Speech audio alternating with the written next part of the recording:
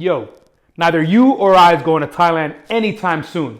So make that curry at home. Let's go.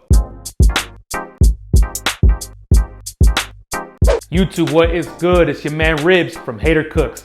Today, we are making a Thai red curry. It's not gonna be 100% authentic, so relax. But I can tell you what, it's gonna be delicious. All right, real quick, let's walk through the ingredients. So here we have everything you need for the curry paste. We've got some powdered chilies with no flakes in them. We've got some whole dried chilies. We've got lemon peel, we've got ginger, we've got lemongrass, and we've got garlic. There's a couple things not in here that you'll probably find in the authentic one, and that's all right. We're talking about shrimp paste, galangal, and kaffir lime leaf. I don't have those things, and you probably don't either, so don't sweat it. Let's just go with what we got. All right, so the next bunch of ingredients are actually the fillers for our curry.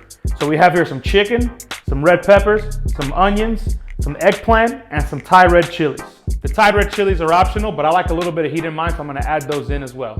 I have here Thai eggplant, and you don't need to have that. You can use regular eggplant as well. It really does not matter, I promise you. In terms of spices, it's pretty simple. We got salt, we got black pepper, we got cumin, and we got coriander. For the actual liquid component of the curry, you need a couple things. First and foremost is coconut milk. You wanna make sure to get good coconut milk here. The stuff you see in Western countries is typically not very fatty. I like my joint real fatty, so I get the good Thai stuff if possible. And we got fish sauce, which is obviously very important in a lot of Thai cooking. We've got some sugar and we've got some lime. Last but not least, and I think absolutely the single most important ingredient here is the Thai basil. You simply cannot replace Thai basil. Don't even think about using Italian basil or basil from anywhere else. If there's one ingredient that you're gonna go crazy trying to find, this is the one, because it's gonna give such a bouquet to your damn dish.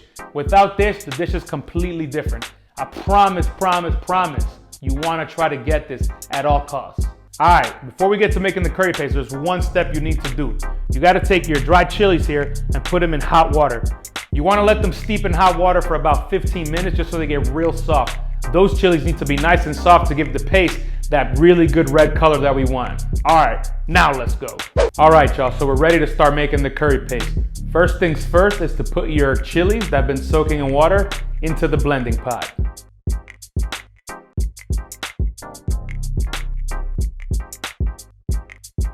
Make sure to save that hot water because that's actually gonna be key in helping us incorporate everything in the blender.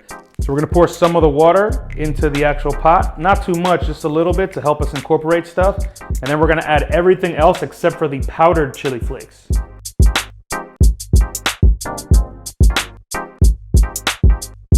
I'm gonna add just a bit more water because I think we're gonna need it. But you know, as you can see there's not a lot of water in there, but it's enough to help get this all going in the blender.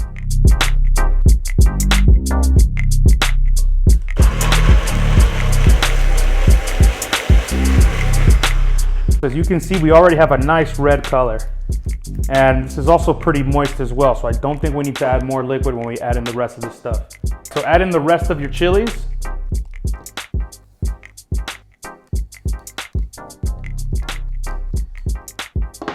We'll add in the rest of our spices as well. So we're gonna start here with the cumin. And this is gonna be about 1 tablespoon. And now we're gonna add the coriander, which is also gonna be about 1 tablespoon. Just a bit of salt. And finally, some cracked pepper. And lastly, we're gonna add some lime just to round everything out. I'm using the juice of a half a lime.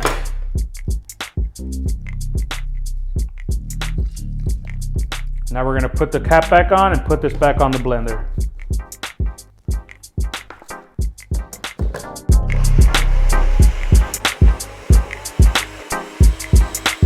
Oh yeah, so this is looking and smelling real good already. 2 key things is we got it nice and pasty so it's not very wet. And number 2, it's very bright red. That's exactly what we're looking for. All right, that was easy, right? This is gonna be the base of our entire dish. And not only can you use it for this dish we're gonna make today, but you can use it for soup, you can use it for stir fry, all kinds of stuff. This paste is bomb. All right, time to make this curry. This is gonna be very easy, I promise you. All the hard work went into the curry paste. So to start, let's actually get the chicken going first.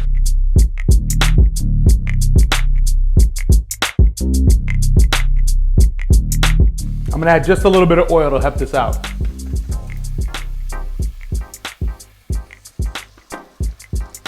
We're gonna let the chicken do its thing just a bit, just to brown it, but then we're gonna add the onions and combine that together.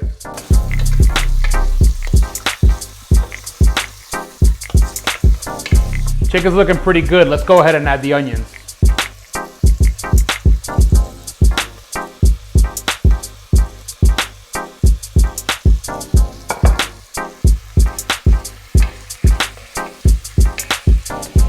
Before we proceed with any other step, I'm gonna cook down the onions because I don't want any raw onion flavor in my curry.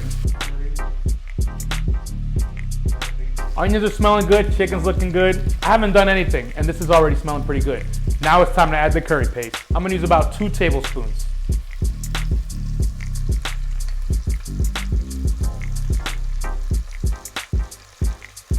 You wanna sweat this down with everything else. You wanna really combine the curry paste and mix it into everything that's in here.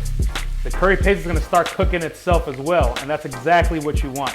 You want it to just tighten up a bit, burn off some of that excess moisture, and just get really damn good. Make sure that your heat is not up too high because you don't want to burn the curry paste, but you definitely want some good heat in there. That way it can start to cook down a bit and reduce slightly with everything else that's in the pot.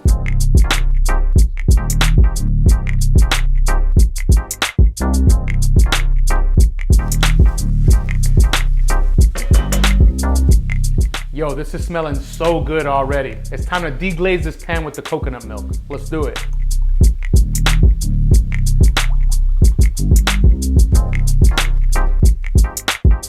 Yo, this looks so good already.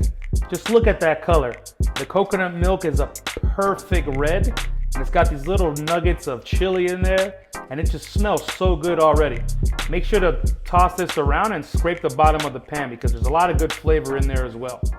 So far, I've only added 1 cup of coconut milk, but I'm definitely gonna go ahead and add in another about half a cup or so in order to make this a nice liquidy consistency, but make sure to keep it thick as well.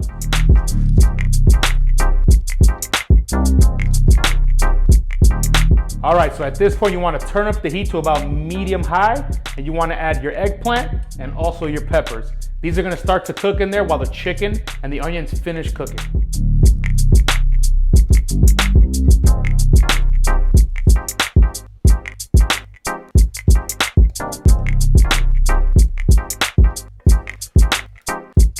All right, y'all, I'm gonna let this thing get real nice and hot at that medium high heat. I'm gonna put the cover on and let it go for about 5 to 10 minutes so that everything finishes cooking nicely.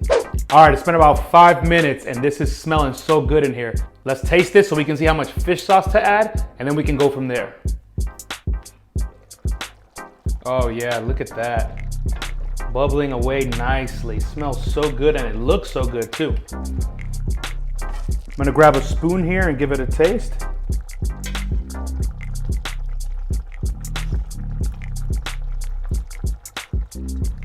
So that tastes pretty good. We can go ahead and season it now with the fish sauce and the sugar.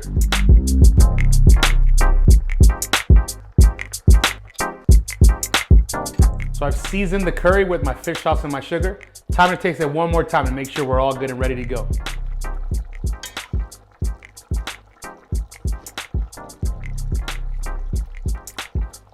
That's what I'm talking about. That fish sauce comes through so good. And the funk is there.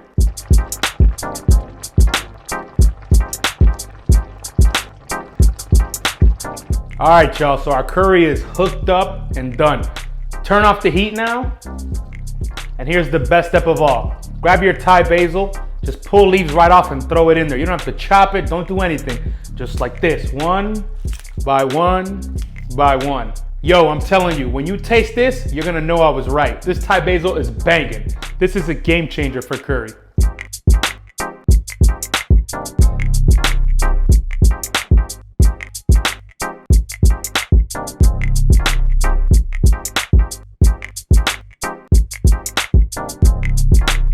What did I tell you? I said it was gonna be good. It's creamy and tangy and sweet and spicy. Everything you want as part of a Thai red curry. You already know what I'm about to do.